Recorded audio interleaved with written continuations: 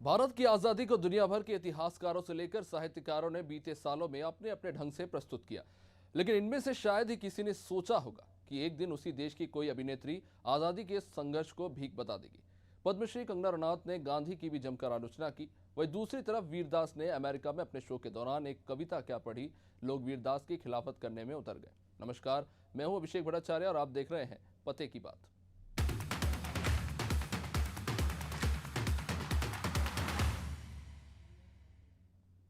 एक news TV interview में आजादी को भीख बताने के बाद कंगना रनौत एक और विवादित पोस्ट उन्होंने कर दिया और इस बार कंगना ने न सिर्फ भगत सिंह की फांसी को लेकर बल्कि गांधी पर टीका टिप्पणी की, बल्कि स्वतंत्रता सेनानियों को भी बुज़दिल बता दिया।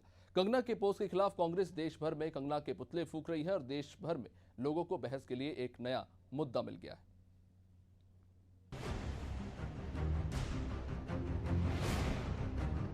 देश में संप्रदाय, धर्म और जाति के बाद लोगों को अब उनके आदर्श नायकों के नाम पर बांटने का एक नया खेल चल पड़ा है। देश को मिली आजादी को भीख बताने वाली कंगना ने इंस्टाग्राम पर अपने ताजा पोस्ट में कुछ ऐसी बातें लिखी हैं जो आदर्शों के नाम पर लोगों को बांटने वाली मानसिकता को हवा दे रही है। कंगना लिखती है, गांधी ने भगत सिंह और नेताजी का कभी सपोर्ट नहीं किया। इस बात के सबूत भी हैं जो बताते हैं कि गांधी चाहते थे कि भगत सिंह को फांसी हो। तो ये आपको चुनना है कि आप किसका समर्थन करते हैं, क्योंकि सभी को यादों के एक बक्से में रखकर उनकी जन्म जयंती मनाना काफी नहीं है। वास्तव में ये न सिर्फ मूर्खतापूर्ण है, बल्कि बेहद गैर जिम्मेदाराना और वैचारिक हल्कापन है। व्यक्ति को उनके इतिहास और उनके नायकों की जानकारी होनी चाहिए। कंगना के इस पोस्ट पर गौर कीजिए। आप अपनी आंखों के सामने देख रहे हैं कि इतिहास को धीरे धीरे बिट बाय बिट तोड़ मरोड़ कर अपने पर्सनल एजेंडा के हिसाब से इस्तेमाल किया जा रहा है। कल तक कह रहे थे कि गांधी ने भगत सिंह को बचाने की कोशिश नहीं की, लेकिन अब कहा जा रहा है कि गांधी जी चाहते थे कि भगत सिंह को फांसी हो। आजादी के जननायकों को एक दूसरे के ही खिलाफ खड़ा करने की साजिश हो रही है कि अगर आप गांधी को आदर्श मानते हैं तो भगत सिंह और सुभाष चंद्र को आप अपना आदर्श नहीं मान सकते। आदर्श मानना तो दूर, आपको उनका विरोधी बनना पड़ेगा।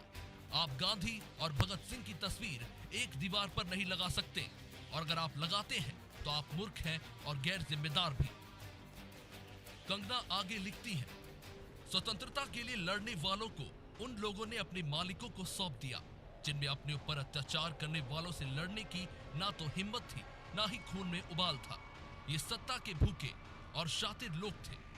ये वही थे जिन्होंने हमें सिखाया, अगर कोई आपके एक गाल पर थप्पड़ मारे तो उसके आगे दूसरा गाल कर दो और इस तरह तुमको आजादी मिल जाएगी। इस तरह से आजादी नहीं, सिर्फ भीख मिलती है।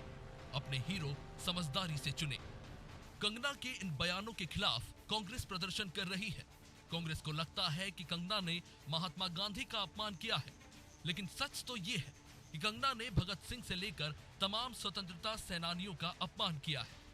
उम्मीद है कंगना या उनके जैसे तमाम जो कंगना की बातों का समर्थन करते हैं इस बात को तो मानते होंगे कि शहीद भगत सिंह ने अपनी शहादत खुद चुनी थी। गिरफ्तार होने के बाद वो अंग्रेजों के आगे कभी नहीं झुके, हमेशा निडर और अटल रहे। जिनकी शहादत का देश की आजादी में महत्वपूर्ण योगदान है, वही आजादी जिसे कंगना भीख बता रही है। भगत सिंह की कुर्बानी से देश की रगों में वही उबाल आया था जो आजादी का कारण बना। वही उबाल जिसकी गैर मौजूदगी का जिक्र करते हुए कंगना ने आजादी को भीख बता दिया। हमको तो आश्चर्य लगता है कि ऐसे लोगों की बात को भी कोई पब्लिश कैसे किया है, इसकी पब्लिसिटी कोई कैसे किया है। ये कोई इंपॉर्टेंस है इस सब चीज का, कोई मतलब है क्या? और व्यक्ति के बारे में तो आप कह ही नहीं सकते कि कौन क्या बोलेगा। वैसे चीजों पर कोई नोटिस लेना चाहिए, कोई ध्यान भी देना चाहिए। ऐसी चीज कोई बात है क्या? कौन नहीं जानता कि आजादी कब।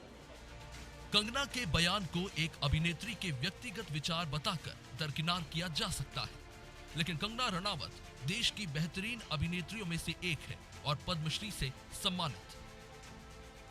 देश और विदेश में भी उनके करोड़ों फैंस हैं जिन पर उनकी बातों का असर पड़ता है, और इसीलिए इस पर बात करना जरूरी है।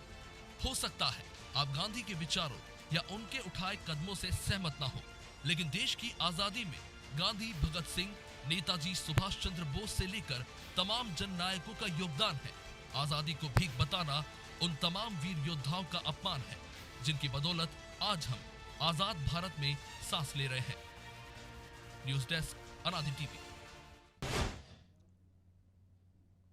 अपने तमाम पोस्ट में गांधी को अवसरवादी बताने के बाद वीरदास की ताजा वीडियो पर भी कंगना ने आपत्ति जताई।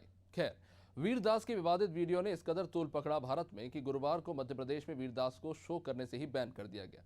प्रदेश के गृह मंत्री नरोत्तम मिश्रा ने इसका ऐलान कर दिया। कॉमेडियन वीरदास की कविता टू नेशन को लेकर गृह मंत्री ने कड़ी आपत्ति जताई। साथ ही कांग्रेस के कई नेताओं द्वारा वीरदास का समर्थन करने पर कांग्रेस पर भी गृह मंत्री नरोत्तम मिश्रा ने तीखा हमला बोला। कविता पर विवाद खड़े होने के बाद वीरदास ट्विटर पर स्पष्टीकरण दे चुके हैं। हालांकि लोग कार्रवाई की मांग कर रहे हैं।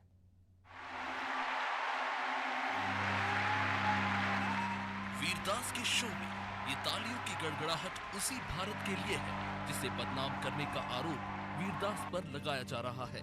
वीरदास एक विख्यात कॉमेडियन है जो अमेरिका के केनेडी सेंटर में एक कविता पढ़ रहे थे। मैं एक उस भारत से आता हूँ जहाँ बच्चे एक दूसरे का हाथ भी मास्क पहनकर पकड़ते हैं, लेकिन नेता बिना मास्क एक दूसरे को गले लगाते हैं। मैं उस भारत से आता हूँ जहाँ एयर क्वालिटी इंडेक्स 9000 है, लेकिन हम फिर भी अपनी छतों पर लेटकर रात में तारे देखते हैं। मैं उस भारत से आता हूँ जहाँ हम दिन में औरतों की पूजा करते हैं और रात में उनका गैंगरेप हो जाता है। मैं उस भारत से आता हूँ जहां हम ट्विटर पर बॉलीवुड को लेकर बढ़ जाते हैं, लेकिन थिएटर के अंधेरे में बॉलीवुड के कारण एक हो जाते हैं।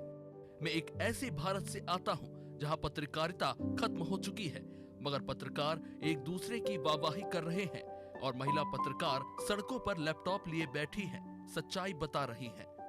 मैं उस भारत से आता हूं जहां हमारी हंसी की खिलखिलाहट हमारे घर की दीवारों के बाहर तक आप सुन सकते हैं। और मैं उस भारत से भी आता हूं जहां कॉमेडी क्लब की दीवारें तोड़ दी जाती है जब उसके अंदर से हंसी की आवाज आती है। मैं उस भारत से आता हूं जहां बड़ी आबादी 30 साल से कम उम्र की है, लेकिन हम 75 साल के नेताओं के 150 साल पुराने आइडिया सुनना बंद नहीं करते। मैं ऐसे भारत से आता हूं जहां हमें पीएम से जुड़ी हर सूचना दी जाती है, लेकिन हमें पीएम केयर्स की कोई सूचना नहीं मिलती। मैं ऐसे भारत से आता हूं जहां औरतें साड़ी और स्नीकर पहनती है और उसके बाद भी उन्हें एक बुजुर्ग से सलाह लेनी पड़ती है जिसने जीवन भर साड़ी नहीं पहनी। मैं उस भारत से आता हूं जहां हम शाकाहारी होने में गर्व महसूस करते हैं, लेकिन उन्हीं किसानों को कुचल देते हैं जो ये सब्जियां उगाते हैं। मैं उस भारत से आता हूं जहां सैनिकों को हम पूरा समर्थन देते हैं तब तक जब तक उनकी पेंशन पर बात ना की जाए। मैं उस भारत से आता हूं जो चुप नहीं बैठेगा। मैं उस भारत से आता हूं जो बोलेगा भी नहीं। मैं उस भारत से आता हूं जो मुझे हमारी बुराइयों पर बात करने के लिए कोसेगा। मैं उस भारत से भी आता हूं जहां लोग अपनी कमियों पर खुलकर बात करते हैं। मैं उस भारत से आता हूं जो ये देखेगा और कहेगा कि ये कॉमेडी नहीं है, जो कहाँ है। और मैं उस भारत से भी आता हूं जो ये देखेगा और जानेगा कि ये जोक ही है, बस मजाकिया नहीं है। इस कविता को देश का अपमान बताया जा रहा है। देखने वाले की नजर से देखिए, उसे कविता में देश का अपमान तो दिखा, लेकिन कविता में वीरदास ने देश के बारे में जो अच्छी बातें लिखी वो नहीं दिखी। देखने वाले की नजर पर भी निर्भर करता है। वीरदास की टू इंडिया थ्योरी पर आधारित इस कविता को लेकर दिल्ली और मुंबई में शिकायत दर्ज हो चुकी है। हालांकि शशि थरूर से लेकर कपिल सिब्बल जैसे कांग्रेस के कई नेताओं ने और देश भर में कई लोगों ने वीरदास की कविता की सराहना भी की है, लेकिन गुरुवार को मध्य प्रदेश में गृह मंत्री नरोत्तम मिश्रा ने वीरदास को बैन करने का ऐलान कर दिया और कांग्रेस की भी आलोचना की। कुछ विदूषक लोग इस तरह के हैं जो भारत को बदनाम करने की कोशिश करते हैं, और कुछ इनके समर्थक हैं, जैसे इनका समर्थन कपिल सिब्बल जी और दूसरे कांग्रेस के लोगों ने किया है। यहां भी भारत की बात बदनाम होने की आए। एक राहुल गांधी हैं जो विदेशों में जाके भारत को बदनाम करते हैं, एक कमलनाथ जी हैं जो महान भारत को बदनाम भारत की बात करते हैं। मैं इस तरह के जो लोग हैं, और ये जो मैं तो विदूषक ही कहूंगा इसको, इसके मध्य प्रदेश में कार्यक्रम ही न होने दें हम, जब तक ये खेद व्यक्त नहीं करें, तब इस पर विचार करें। जिस कांग्रेस की गृह मंत्री नरोत्तम मिश्रा बात कर रहे हैं, उसी कांग्रेस के सांसद शशि थरूर ने ब्रिटेन में जाकर वहां के सबसे प्रतिष्ठित शैक्षणिक संस्थान ऑक्सफोर्ड में एक भाषण दिया था, जिस भाषण में थरूर ने ब्रिटेन की मौजूदा पीढ़ी को उनके पुरखों की क्रूरता के काले इतिहास का सजीव वर्णन किया था, उसी क्रूरता का जिसे ब्रिटेन के इतिहास की किताब से मिटा दिया गया। थरूर के उस भाषण से उस वक्त पूरा हॉल तालियों से गूंज उठा,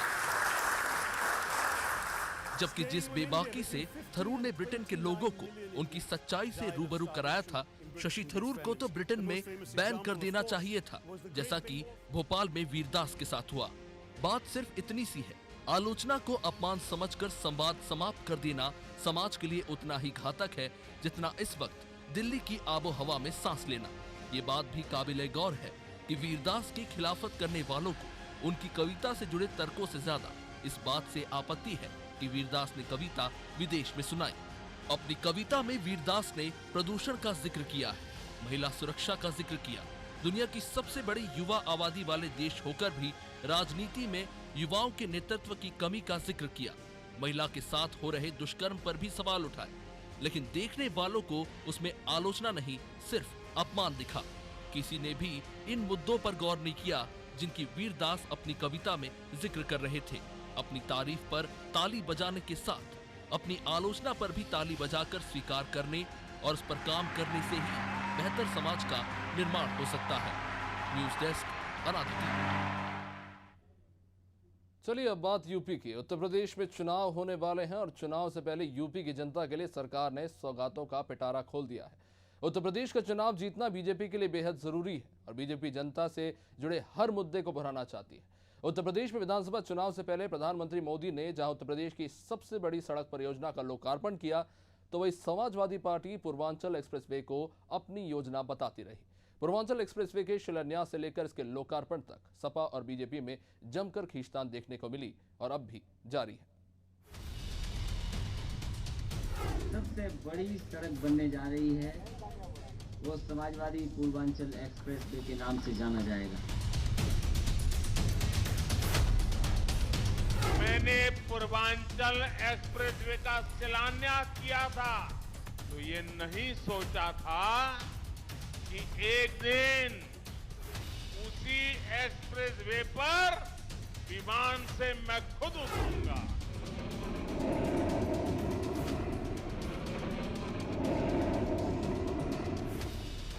उद्घाटन आदरणीय प्रधानमंत्री जी के कर कमलों से भी यहां पर संपन्न होने जा रहा है।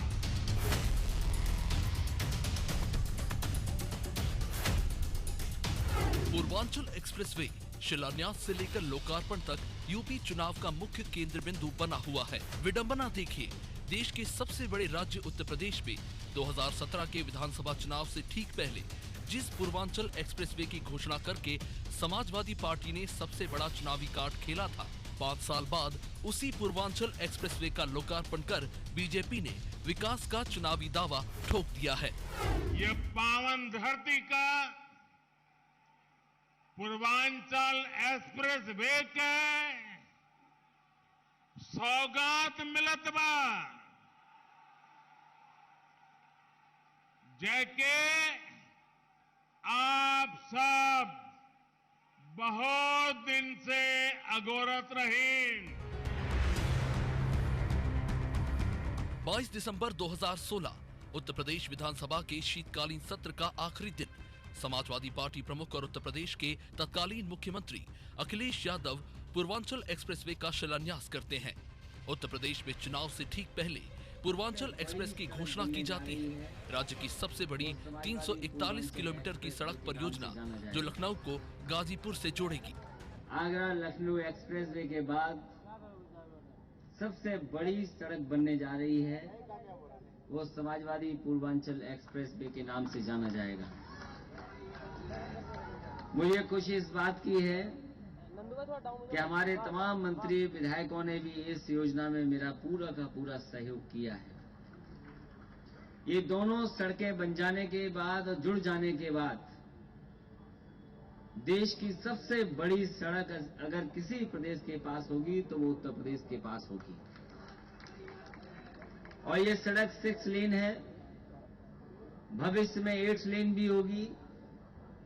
सड़क के किनारे सर्विस लेन भी है। अगर सही मायने में सड़क के बारे में जानकारी होगी तो आने वाले समय में ये 10 लेन और 12 लेन की भी सड़क कही जा सकती है। और कई मौकों पर मैंने कहा कि जितनी रफ्तार बढ़ती है उतना ही विकास बढ़ता है। और अमेरिका के बारे में कहा गया कि अमेरिका ने सड़कें बनाई और सड़क ने अमेरिका को बना दिया। ये ऐतिहासिक सड़क के साथ साथ मैं ये कह सकता हूं कि पिछले 4.5 साल में 4 लेन की सड़कें सबसे ज्यादा अगर कहीं बनी है तो उत्तर प्रदेश में बनकर के तैयार हुई हैं। आज सत्र का आखिरी दिन था। आज सत्र खत्म हुआ है, लेकिन इस सड़क के शिलान्यास के साथ साथ ये संकल्प लेकर के भी उठा है सदन, और खासकर समाजवादी लोग उठे कि आने वाले समय में एक बार फिर उत्तर प्रदेश में समाजवादी सरकार होगी। लेकिन तब शायद अखिलेश यादव को अंदेशा नहीं था कि कुछ महीने बाद ही बीजेपी सपा का सुपड़ा साफ कर देगी और 2012 में 224 सीटों पर जीत हासिल कर सरकार बनाने वाली सपा 47 सीटों पर सिमट जाएगी, तो वही 2012 में 47 सीटें जीतने वाली भाजपा 2017 में 312 सीटों के ऐतिहासिक बहुमत के साथ सरकार बनाएगी। हम सब जानते हैं कि आज से 3 वर्ष पहले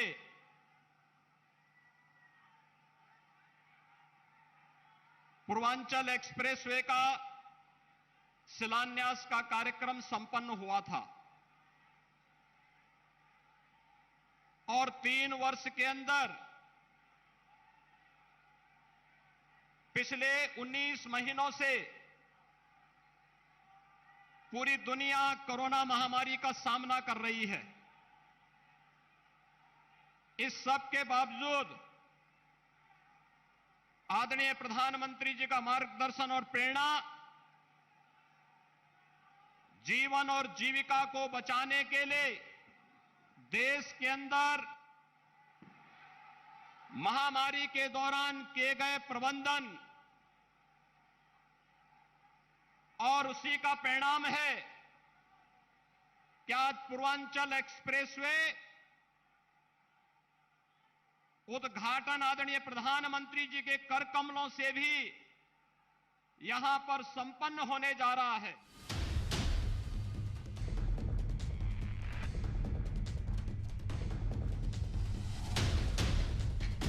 पूर्वांचल एक्सप्रेसवे के बनने के साथ ही उत्तर प्रदेश में क्रेडिट लेने की होड़ मची हुई है। इस बात में कोई दो राय नहीं है कि पूर्वांचल एक्सप्रेसवे का शिलान्यास सपा सरकार में हुआ था, लेकिन ये भी उतना ही सच है कि सड़क बीजेपी सरकार में बनकर तैयार हुई। वैसे भी बीजेपी एक्सप्रेसवे का क्रेडिट लेने की पटकथा 4 साल पहले ही लिख चुकी थी, जब पावर में आने के चंद महीनों बाद योगी सरकार ने समाजवादी पूर्वांचल एक्सप्रेसवे के तमाम पुराने टेंडर रद्द कर दिए और पूर्वांचल एक्सप्रेसवे से समाजवादी शब्द को भी हटा दिया गया और पूर्वांचल एक्सप्रेसवे का फिर से 2018 में शिलान्यास करवाया गया, वो भी प्रधानमंत्री मोदी के द्वारा, ताकि क्रेडिट लेने के समय कोई गफलत की गुंजाइश न बचे।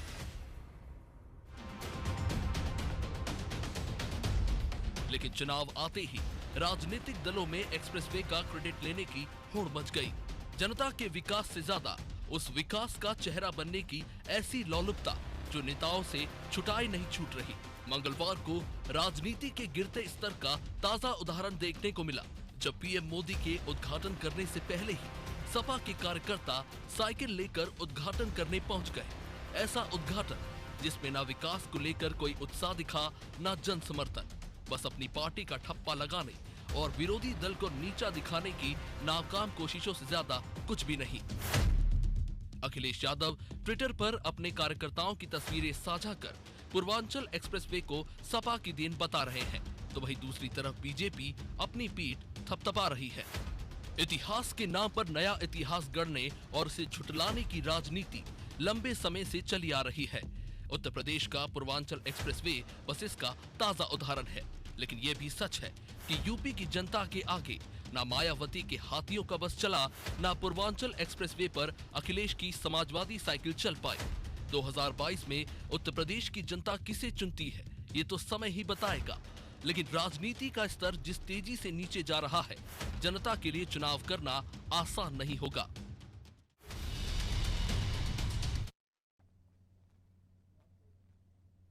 उत्तर प्रदेश के चुनाव के साथ साथ पंजाब में भी चुनाव होने वाले हैं, लेकिन कृषि कानून को लेकर हुए किसान आंदोलन ने राज्य में बीजेपी के लिए मुश्किलें बढ़ा दी हैं। प्रकाश पर्व के दिन 19 नवंबर को पीएम मोदी ने देश को चौंकाते हुए कृषि कानून वापस लेने का ऐलान कर दिया। इस फैसले को लेकर आंदोलनरत किसानों में तो संतोष है, वहीं उत्तर प्रदेश और पंजाब में राजनीतिक समीकरण भी बदलते नजर आ रहे हैं। मैं आज देशवासियों से क्षमा मांगते हुए सच्चे मन से और पवित्र हृदय से कहना चाहता हूं कि शायद हमारी तपस्या में ही कोई कमी रही होगी, जिसके कारण दिए के प्रकाश जैसा सत्य कुछ किसान भाइयों को हम समझा नहीं पाए। शुक्रवार को प्रकाश पर्व के दिन इन्हीं शब्दों के साथ प्रधानमंत्री नरेंद्र मोदी ने कृषि कानून को वापस लेने का ऐलान कर दिया। इसी महीने शुरू हो रहे शीतकालीन लोकसभा सत्र में कानून को वापस लेने का प्रधानमंत्री ने वायदा किया। गुरु नानक देव जी का पवित्र प्रकाश पर्व है। ये समय किसी को भी दोष देने का नहीं है। आज मैं आपको, पूरे देश को ये बताने आया हूं कि हमने 3 कृषि कानूनों को वापस लेने का, रिपील करने का निर्णय लिया है। इस महीने के अंत में शुरू होने जा रहे संसद सत्र में, इसी महीने में हम तीनों कृषि कानूनों को रिपील करने की संवैधानिक प्रक्रिया को पूरा कर देंगे। 27 सितंबर 2020 को राष्ट्रपति रामनाथ कोविंद के हस्ताक्षर के साथ साथ तीनों कृषि बिल ने कानूनी रूप ले लिया, जो मोदी सरकार के कार्यकाल के दौरान सबसे बड़े गैर राजनीतिक आंदोलन का कारण बना। अध्यादेश के आने के बाद से ही कानून की खिलाफत शुरू हो चुकी थी। 25 नवंबर 2020 को हजारों की संख्या में किसान पंजाब बॉर्डर पर इकट्ठा हो गए और तेजी से किसान आंदोलन से जुड़ने लगे। 26 नवंबर को किसानों को तितर बितर करने के लिए पुलिस ने वाटर कैनन से लेकर आंसू गैस का सहारा लिया। बाद में प्रशासन ने निरंकारी मैदान में शांतिपूर्ण विरोध प्रदर्शन की अनुमति दी। 28 नवंबर 2020 पहली बार गृहमंत्री अमित शाह ने किसानों के साथ बातचीत करने की पेशकश की, लेकिन इस शर्त पर अगर वो दिल्ली की सीमाओं को खाली करते। लेकिन किसानों ने उनके प्रस्ताव को ठुकरा दिया। लगातार जारी बयानबाजी, पुलिस और किसानों के बीच जारी संघर्ष के बीच 3 दिसंबर 2020 को सरकार ने पहली बार किसानों के प्रतिनिधियों से बातचीत की और तब से लेकर सरकार और किसानों के बीच 11 दौर की बातचीत चली, जिसका नतीजा शून्य निकला, क्योंकि बातचीत के दौर के बीच सरकार के तमाम नेताओं ने अपनी बयानबाजी से किसानों को उकसाने में कोई कसर नहीं छोड़ी। किसानों को टुकड़े टुकड़े गैंग से लेकर खालिस्तानी जैसे तमाम नाम देकर आंदोलन को बदनाम करने की साजिश होती रही। लेकिन दूसरी तरफ किसान समय के साथ और मजबूत होते चले गए। नतीजा, कल तक जो सरकार बात करने को तैयार नहीं थी, अब किसानों के अनुसार कानून में संशोधन करने को तैयार हो गई। लेकिन तब तक थोड़ी देर हो चुकी थी। किसान अब कानून वापस लेने की मांग पर अड़ चुके थे। 5 दौर की बातचीत बेनतीजा रहने के बाद किसानों ने सुप्रीम कोर्ट की राह पकड़ी।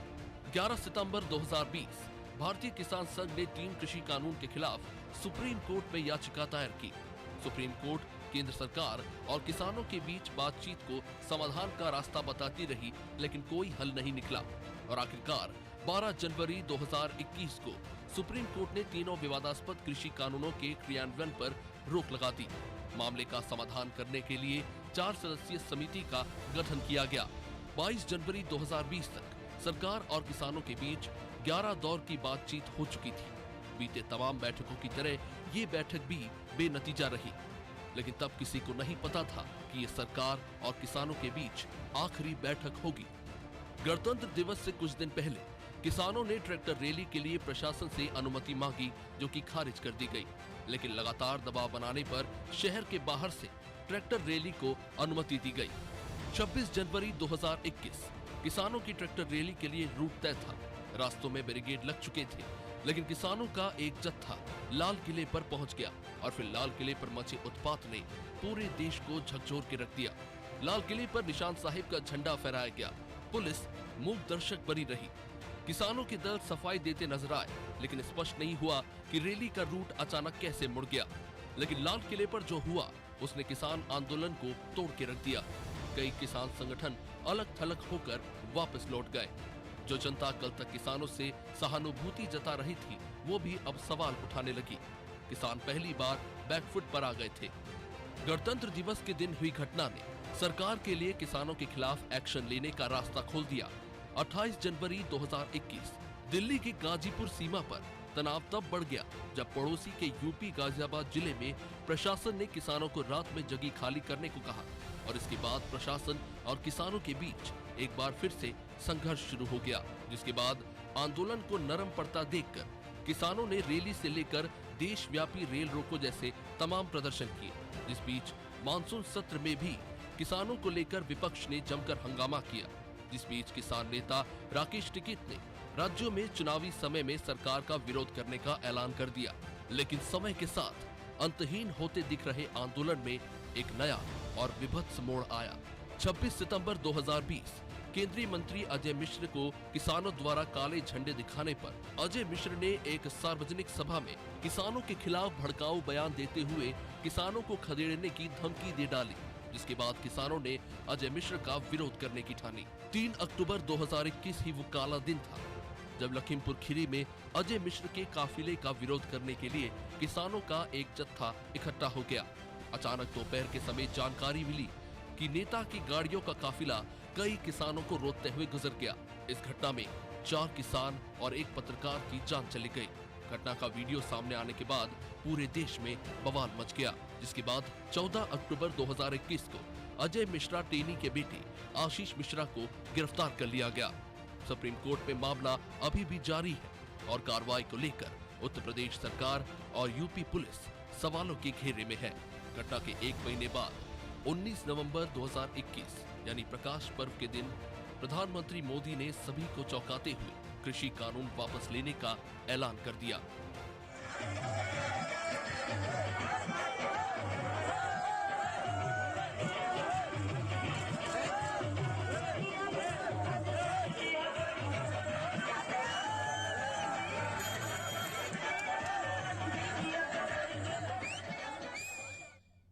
कृषि कानून को वापस लेने के बाद इसे चुनावी रंग दिया जा रहा है, लेकिन जिस तरह से हिंसक घटनाएं बढ़ रही थी, सरकार ने समय रहते फैसला लेकर हालात को और बिगड़ने से बचा लिया। पंजाब उत्तर प्रदेश में इस फैसले का क्या असर होगा, ये तो देखने वाली बात होगी। इसी के साथ इस बुलेटिन को यहीं पर विराम देंगे। आप देखते रहिए अनादि टीवी। नमस्कार।